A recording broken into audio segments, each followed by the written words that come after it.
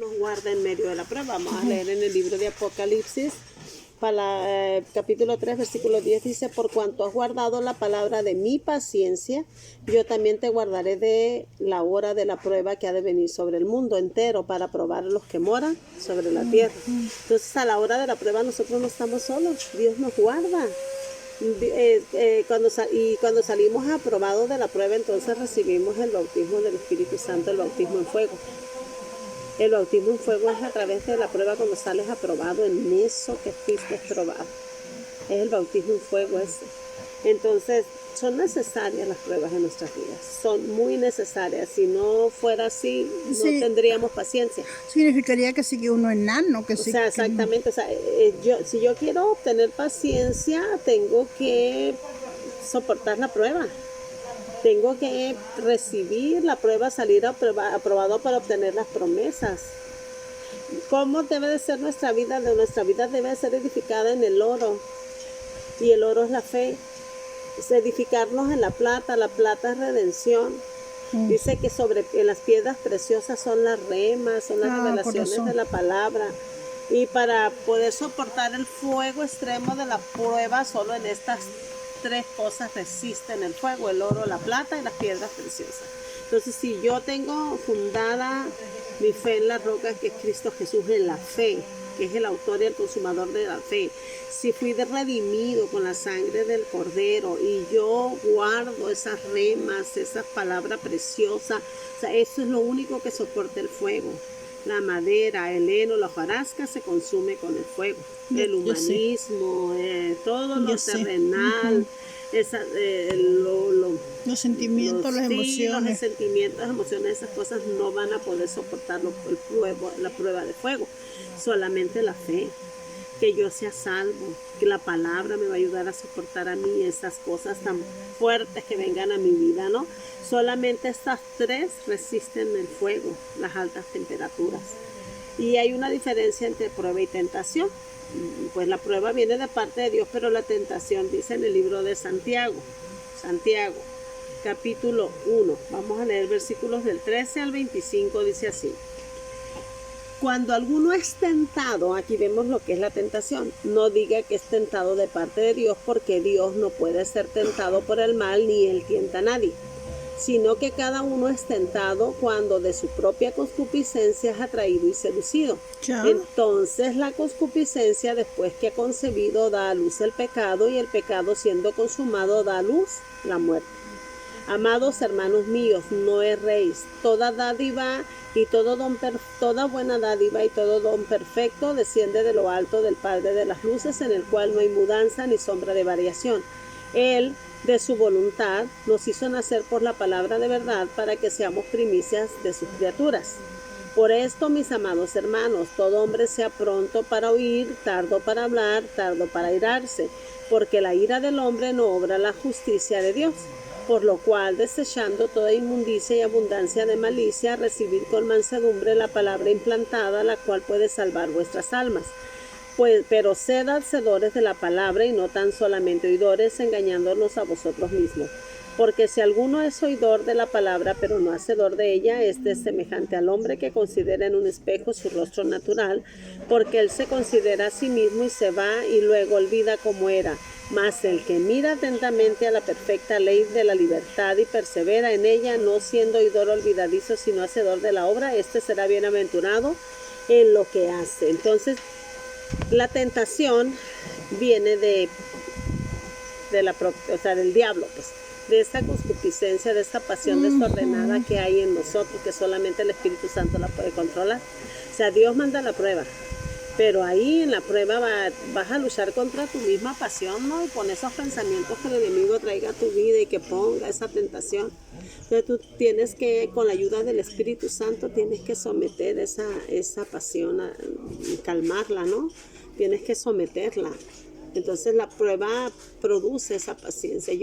Dice la palabra: pacientemente esperé a Jehová, y se inclinó a mí, oyó mi clamor, ¿no? Y me hizo sacar del pozo de la desesperación.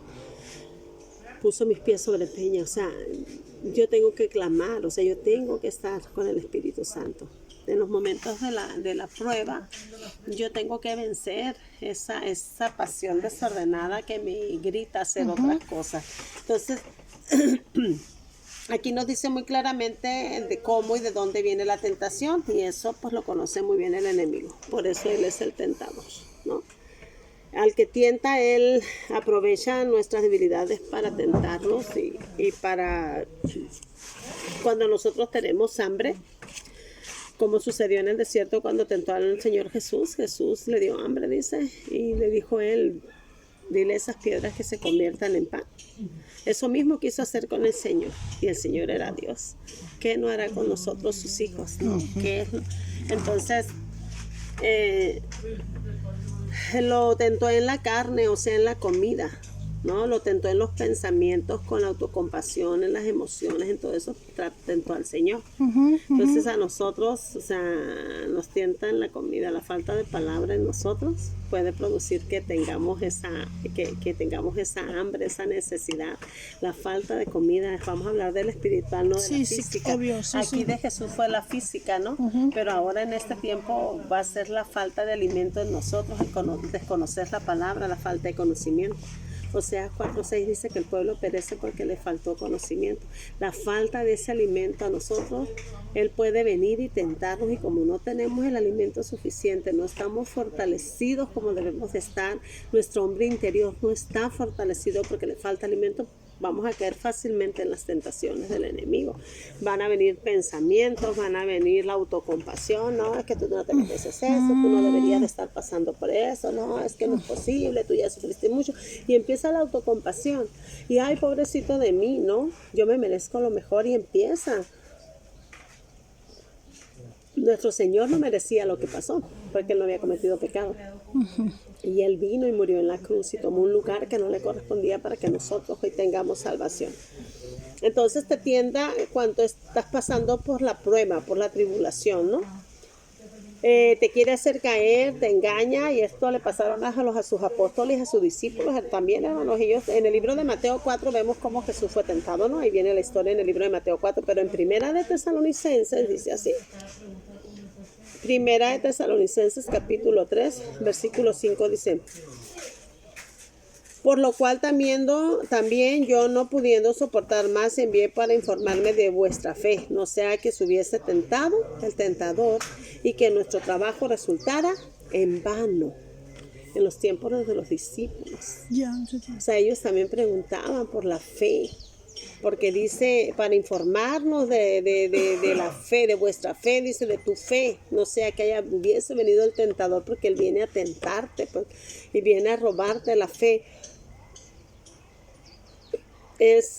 Todo el tiempo ha sido así, pues. En Primera de Corintios, en capítulo 10 de Primera de Corintios, en el versículo 13 dice, dice, no os ha sobrevenido ninguna tentación que no sea humana, pero fiel es Dios, que no os dejará ser tentado más de lo que podéis resistir, sino que también dará también juntamente con la tentación la salida para que podáis soportar. Amén. Dios es fiel, Dios no nos deja solo, Dios nos libra de la tentación. Eso me da mi esperanza y consuelo. Claro, Él nos va a librar. Segunda de Pedro, capítulo 2, versículo 9.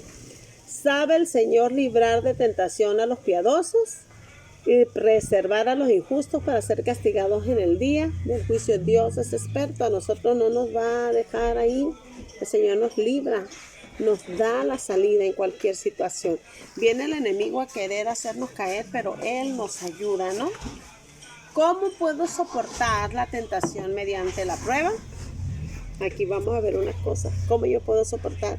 No endurecer el corazón. Hebreos, capítulo 3, versículo 8 dice: no endurezcáis vuestros corazones como en la provocación en el día de la tentación en el desierto, donde me tentaron vuestros padres, me probaron y vieron mis obras 40 años. ¿Cómo puedo soportar la tentación yo? Siendo obediente, dándole el corazón a Dios y no cerrando el corazón, porque si yo cierro mi corazón, yo no voy a poder resistir la tentación en medio de la prueba. Otro punto es no deseando lo terrenal, enriquecerse, la codicia. Primera de Timoteo, capítulo 6, versículo 9 dice: porque los que quieren enriquecerse caen en tentación y lazo, y en muchas codicias necias y dañosas que hunden a los hombres en destrucción y perdición. O sea, yo no debo de desear lo terrenal. Yo tengo que buscar el reino de Dios y su justicia, y lo demás va a ser añadido. No debo de enriquecerme ni codiciar nada de las cosas del mundo, porque eso hace que el corazón también se cierre, ¿no? Otra cosa que me va a ayudar a mí a soportar las tentaciones, debemos orar siempre pidiendo a Dios que nos libre de toda tentación. Mateo capítulo 6, versículo 13. Y no nos metas en tentación, mas líbranos del mal, porque tuyo es el reino y el poder y la gloria por todos los siglos. Amén. Mateo 26, versículo 41. Velad y orad para que no entréis en tentación. El espíritu de la verdad está dispuesto, pero la carne es débil. Marcos capítulo 14, versículo 38. Velad y orad para que no entréis en tentación. El espíritu de la verdad está dispuesto, pero la carne es débil. Es el mismo de allá. Lucas capítulo 22, versículo 46. Y les dijo: ¿por qué dormís? Levantaos y orad para que no entréis en tentación. Entonces, para soportar la tentación mediante la prueba, yo no debo de endurecer mi corazón. Yo debo de entregar siempre mi corazón a Dios, ser humilde para recibir la palabra que puede salvar mi alma, ¿no? No deseando lo terrenal, buscando el reino de Dios primero y su justicia. Debemos de orar siempre, en todo tiempo, pidiendo a Dios que nos libre de la tentación. Mira, hermano, la prueba y la tentación vienen juntas y es muy fácil confundirnos. Muchas veces pensamos que lo que estamos pasando es malo para nosotros, pero no es así. No es así. Es que nuestra fe, nuestras palabras, nuestras obras van a ser probadas por el fuego, y ahí es donde debemos reconocer lo que viene de parte de Dios y lo que el enemigo te quiere hacer creer. Recuerden siempre que Él es el engañador. O sea, Dios está preparando para ti una prueba para que salgas aprobado, pero Él viene y te tienta y te engaña y te hace creer que lo que estás pasando en ese momento es lo peor, y te hace caer y te hace dudar y te hace renegar. Pero es el plan de Dios para que aprendamos a depender de Él. Si Jesús fue al desierto, ¿por qué nosotros no vamos a ir al desierto? Eso es el camino que Jesús nos llevó a nosotros. Llegó del cielo. Nosotros venimos del cielo, vamos a vivir, vamos a ir al desierto, vamos a llegar al Jordán. Y para llegar a la tierra prometida, tenemos que seguir ese camino que Jesús llegó. Y hay una bienaventuranza cuando nosotros somos aprobados y resistimos y soportamos la tentación. Está en el libro de Santiago, capítulo 1, versículo 12, dice: bienaventurado el varón que soporta la tentación, porque cuando haya resistido la prueba recibirá la corona de vida que Dios le ha prometido a los que le aman. Y es solo a través de su Santo Espíritu que vamos a ser fortalecidos.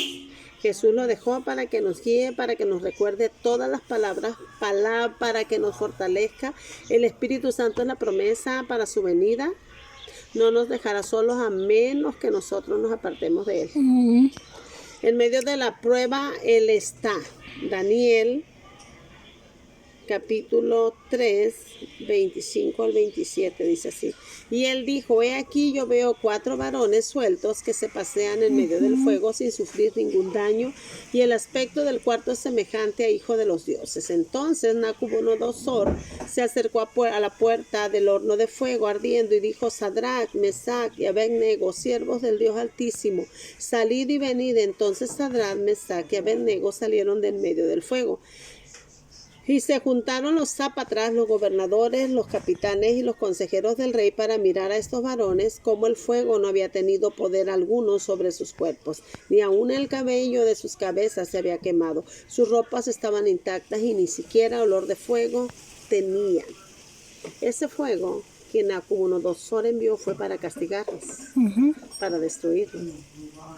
Pero aún en medio de ese fuego Dios estaba con ellos y no destruyó sus vidas, no tuvieron pérdida, no les causó ningún daño. Entonces, Dios es fuego, su presencia se asocia con el fuego y es un fuego santificador, es un fuego purificador, es el fuego, la presencia de Dios es el fuego, un fuego que nos purifica, ¿no? Que nos limpia. Este fuego era para destrucción, pero Dios estaba con ellos en medio de esa prueba, ¿no? Porque fue sometida a prueba la fe con ellos, porque ellos dijeron que aún lo que fuera, si los echaban al fuego, Dios mismo los iba a librar, ¿no? Entonces, Dios estaba con ellos, y ese es el fuego de la prueba. O sea, tú no vas a salir ni apestoso fuego, ¿no? O sea, ni a quemado, ni nada, porque Dios va a estar contigo, Dios te va a librar de ese fuego. Entonces, ellos salieron victoriosos. Entonces, cuando venga la prueba, no nos debemos de asustar, debemos de agradecer a Dios, porque a los que amamos a Dios, todas las cosas nos ayudan para bien. Romanos capítulo 8, versículo 28. Y sabemos que a los que aman a Dios, todas las cosas les ayudan a bien. Esto es, a los que conforme a su propósito son llamados. Mire, la prueba la envía Dios. La prueba es fuego, produce paciencia. Con la paciencia se obtienen las promesas. Si somos pacientes, somos bienaventurados y no estamos solos. La tentación es la concupiscencia, lo malo. Viene la concupisción, nos hace débiles. Ahí viene el tentador y el enemigo usa nuestra debilidad en nuestra contra. Pero Dios dice, bástate mi gracia, porque mi poder se perfecciona en tus debilidades. Entonces dijo Pablo, entonces me gloriaré en mis debilidades para que el poder de Dios se perfeccione en mí. Entonces, la debilidad la usa Dios a nuestro favor, pero el enemigo viene y la usa en nuestra contra. La prueba de fuego la envía a Dios para hacernos crecer, para ser aprobado, y viene el enemigo a meter una tentación, a tentarnos, querer robarnos la paz, la fe, la confianza en Dios, y viene a engañarnos. Pero la prueba, el fuego no es malo, hermana. El fuego es bueno cuando viene de parte de Dios. Entonces, no hay por qué decir no al fuego, que sea el fuego de Dios. Y si estamos en Dios, el fuego siempre va a ser bueno. El problema es cuando no estemos en Dios. Así que luego le voy a dar